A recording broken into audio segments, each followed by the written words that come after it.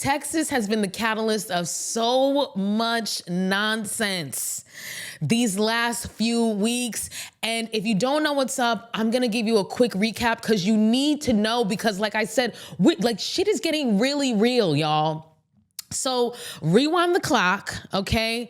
Donald J. Trump reached out to the governor of Texas, I believe his name is Greg Abbott, and he reached out to him and asked him to gerrymander the hell out of Texas to ensure that they would be able to bring in 5 more Republican seats for the midterm elections in 2026, okay? So Greg Abbott, the governor of Texas, of course, he immediately grabbed his Vaseline and got to work. Because why would he ever say no to Donald Trump, okay? Why would any Republican say no to Donald Trump? So he acquiesced, he agreed. And so he went to his state Congress, right? Just like we have the Congress of the United States, we got the Congress for every state, right? So he went to his state senators and his state representatives, and he said to them, hey, we're gonna gerrymander this because Donald Trump asked me to, okay? And his state representatives were like, okay, because Texas is a heavily red state, right? Texas is like the biggest red state out there, right? So his representatives went along with it because there's no opposition. There's not enough Democratic opposition, right? Because it is a heavily red state. And so he goes in there and they're like, let's do it.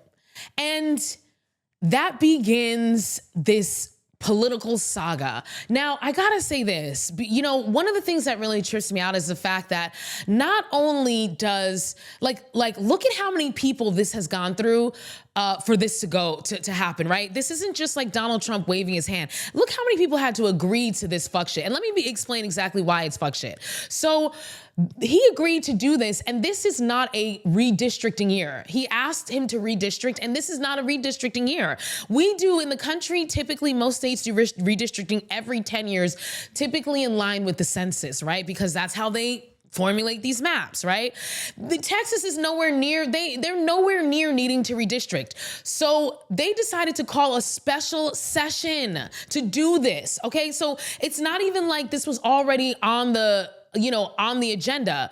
This is totally out of the ordinary. There's no reason for them to be doing this. They've already recently done it, and the time is not up for them to do it again, okay? And I think it's so wild how they all just went along with it. People talk about how Donald Trump is like, oh, he's just this wacko, lone gunman type of guy. But look how many people fall in line. This fool called up the governor. Did the governor say, no, President Trump, we're not gonna do that. Even though it's technically legal, of course we can technically legally do this, it's just not right. It's unprecedented, and you know what you're doing. You're trying to hustle the system here, and we're not gonna stand by that. Did the governor do that? No. When he went to his state government in Texas, did all of those representatives, I can't imagine how many representatives there are in the state government of Texas, Republican representatives, did any of those people say, no, I'm not down with this? Or did at least a good amount of people say, I don't know, maybe some people did, but clearly not enough. And it's so wild how all of these people just fell in line with this shady ass operation to basically disenfranchise Texas voters. And who do you think this is gonna fall on the most? Black and brown Texans, because that's exactly who they're trying to disenfranchise. They're trying to chop into those black districts so that they rearrange them in a way so that black people and brown people lose the power of their vote, as if they haven't already lost the power of the vote because Texas isn't already a super gerrymandered state. It just boggles my mind that not one motherfucker stood up and said no.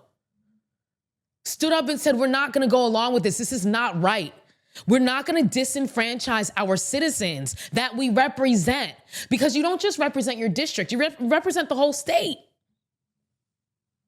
And nobody said no. To me, I mean, it's the yes men for me.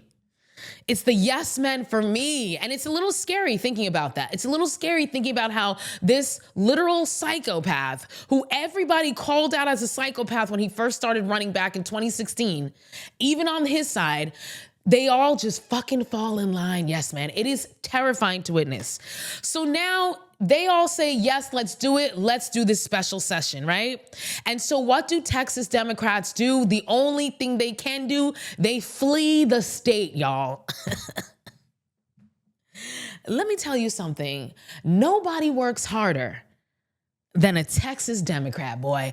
These motherfuckers flee the state at least 16,000 times a year just to stop these corrupt ass Republicans from enacting these corrupt ass bills and legislation that they try to push in. I mean, every other day, if you keep up with politics, you will hear about how some of these Texas Democrats literally leave the state in order to prevent what they call a quorum. For those who don't remember or don't know, a quorum means the minimum amount of people you need in order to actually hold a motion to pass legislation, right? So in order to bring something to the floor of the state house, okay, or the federal house, you know, our Congress. But in this case, Texas, in order to bring something to the state floor, you have to have a minimum of a certain amount of voters, senators, House people, what do you call them? Congress people. You have to have a certain amount of people there in order to actually hold the vote. If you don't have that amount of people, you have not met quorum and you cannot hold the vote. You got to wait.